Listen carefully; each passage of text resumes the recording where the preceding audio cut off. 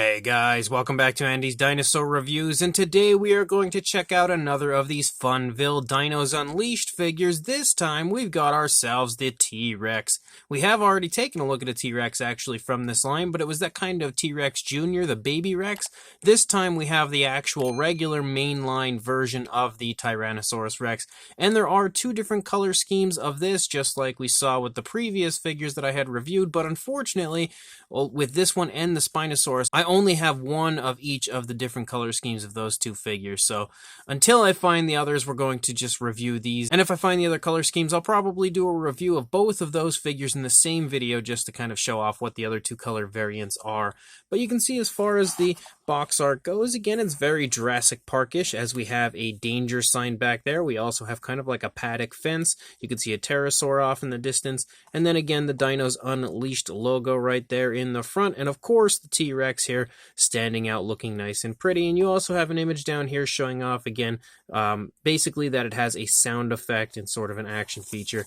And then if we turn it around here to the back, you can see the other figures that are in this line. The Raptor we've reviewed already, the Triceratops we've reviewed, the Spinosaurus will be coming up very soon, and the T-Rex is what we are currently looking at. Unfortunately, I don't have the giant T-Rex, and I haven't been able to find the large majority of these except for, again, the T-Rex Jr., which the one we reviewed was actually a different color scheme than that reddish one, but I have seen that reddish one at a local dollar store. I just haven't purchased it or anything like that quite yet because I have the green one, but very cool. Again, definitely excited to take a look at this, so let's pop it out of the box and do just that. So here is our T-Rex, and definitely looking pretty nice. I like the sculpt overall. Again, we have another situation where we have the sound area on the side of the Rex, but I think Funville does a very good job of kind of disguising it, whereas most companies would just kind of put that sound area there and then there'd be nothing but black behind it.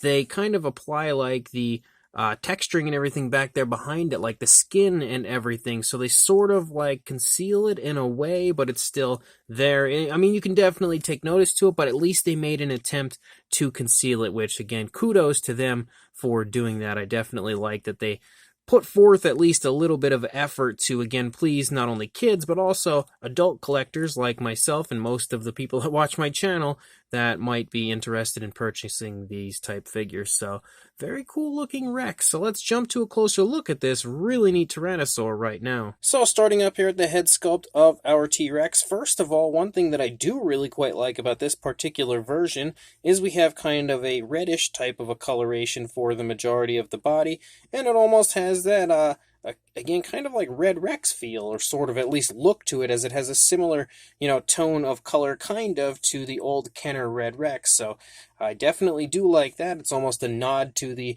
old JP Rex, but you can see the nostrils are sculpted out right there. You also have some pretty nice looking skin texture throughout the course of the face, which definitely looks really nice.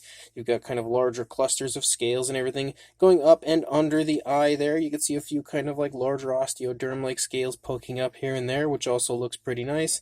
I like that they've also darkened the color there around the eye so that the lighter tone of the eye is highlighted quite nicely, as we have a greenish tone and a black pupil for the eye. The eye isn't perfectly placed, I can definitely say that, but it still looks okay, and you can definitely see the eye looks better over here, much better than what we saw on the initial side. But again, very nice looking, very precise paintwork. We also have an articulated jaw, of course, but interestingly enough, the lower jaw doesn't articulate, only the upper jaw does. But I think that's, part of the action feature. You can see the teeth are sculpted pretty nicely, painted pretty nicely, no real sloppiness or anything that I'm seeing as far as the paintwork of the teeth on both the upper and lower jaw.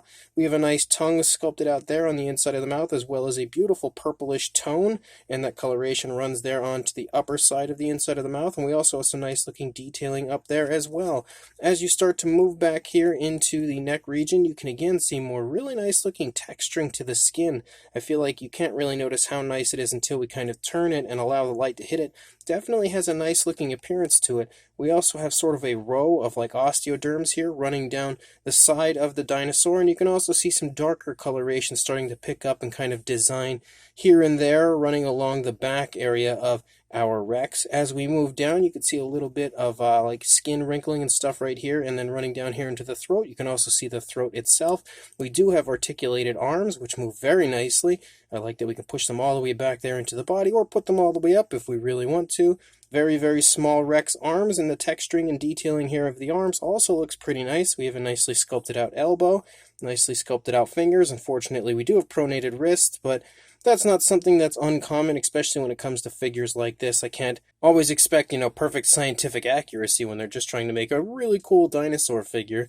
But, and also it's kind of based, it seems like, on the JP Rex, and since the JP Rex usually has pronated wrists, that's also something that you would kind of expect. As you move down, though, you can see the fingers are sculpted pretty nicely. No nail paint, unfortunately, but all of the figures have had that same look as far as, missing nail paint. So it's just the way that these figures, I think, work. You can see the area again that I was talking about, and you can definitely get a better look at it here, where I was saying that they kind of like try to disguise the area here by putting the same color, the same type of texturing and everything there back behind it, which is definitely a nice touch on their part. As you move back here into the thigh, you can definitely see that we have some nice looking texturing moving down the thigh, as well as some nice muscle definition. You've got a kneecap sculpted out. Same deal here as far as the muscle definition of the calf. Pretty nice looking foot sculpt with some pretty heavily armored toes here with some nice scoots running down the toes.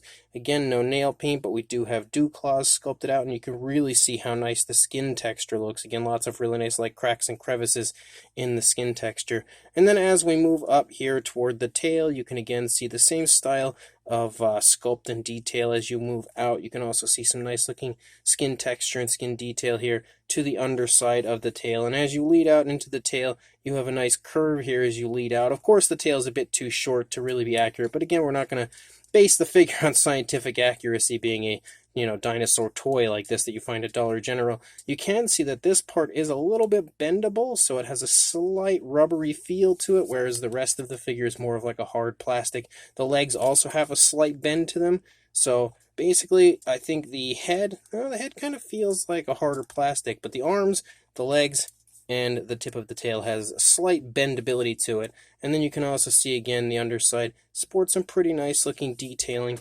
The other side of the Rex is going to look pretty much the same, minus the fact that we don't have the sound area here in the stomach region, which helps to give you a better idea of what the texturing and everything looks like here in the stomach region. It definitely looks really nice. You can also see that the leg on this side is trailing, whereas the leg on the opposing side is leading. And that's really about the only difference, I think. Also, the tail's kind of bending toward us, but there's not a whole lot else going on as far as the sculpt and everything on this side compared to what we saw on the initial side. But definitely a really cool T-Rex. I actually really quite like this line, and I feel like the line as a whole has a lot of potential moving forward to create some more really neat dinosaur figures.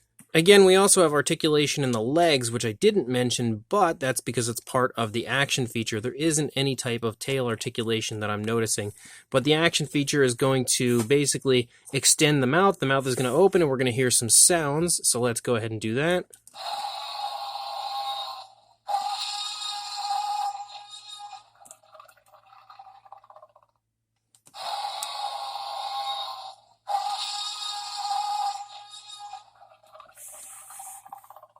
So I wasn't sure if we would get a different sound if we did it twice. It appears as though we have the same sound twice, but you can clearly see we've got some really nice Jurassic Park T-Rex roars for our Funville T-Rex. As far as a size goes, lengthwise, you're looking at about the 9 3/4 inch range, or around 25 centimeters. And now it just fell on its face. So let's go ahead and stand him back up. He is leaning a little bit, not too sure why. For a height, though, you're looking at a little over 4.5 inches, or around 11.5 centimeters, roughly. For a size comparison, there is Mr. Papo T-Rex, the Attack Pack Colovosaurus, and Robert Muldoon from the Mattel Jurassic World toy line next to our Funville Dinos Unleashed T-Rex, and you can definitely see that this Rex sits right there in the same similar size range, I would say, as the Papo Rex. Like, the head sculpts are very, very similar in size, and the overall body is pretty similar in size, I would say. But for another comparison, there is a Mattel Velociraptor and Mattel Dilophosaurus there. They both kind of look like they're sniffing the T-Rex, but I hate to be the Velociraptor because he's definitely got the worse end of that deal, but you can definitely see again roughly what the size of the Rex is. I would say it's a pretty strong medium size range for a figure like this. But for another comparison, as far as the Funville figures go, and a comparison that I think is one that many people would probably want to see, we've got the T-Rex and the Triceratops, again both from the Dinos Unleashed line here next to each other. And they definitely look really neat in comparison to each other, and make a pretty cool diorama here standing off against each other. So if you happen to have the Triceratops, then hopefully this will help to give you an idea of the size of the Rex.